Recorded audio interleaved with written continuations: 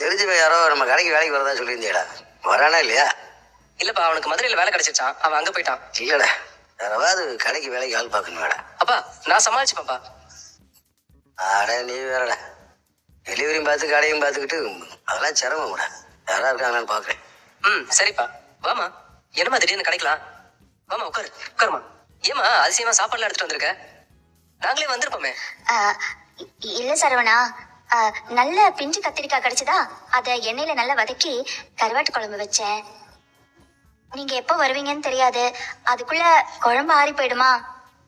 சுட சுட சாப்பிட்டா நல்லா இருக்கும்னு தான் எடுத்துட்டு வந்தேன்டா.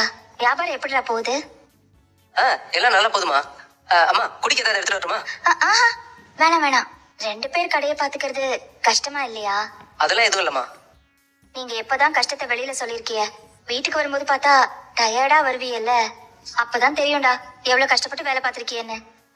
ஏண்டா, நான் வேணா கடைக்கு வந்து வேலை பார்க்கட்டும், உங்களுக்கு உதவியா இருக்கும்ல. அப்பா என்னடா இத்தனை நாள் இவன் கடைக்கு சோறு கொடுத்து விட்டு நம்ம 2 உட்காந்து சாப்பிட்ட மாட்டேன். இல்ல இவன் வீட்டு கடையில் வியாபாரம் பார்க்க போறோம். அங்க வந்திருக்கா? இல்லங்க, நான் பண்றதெல்லாம் பண்ணி அதை இவ்வளவு நாளா மறைச்சு வச்சுட்டு இவட திரும்ப வந்து நாடகம் போட்டு உட்காந்து இருக்கா. ஏடா கடையில கொஞ்ச நேரம் நிம்மதியா இருக்க கூட உங்க அம்மா பிடிக்கலடா. இல்லங்க, அப்படிலாம் இல்ல.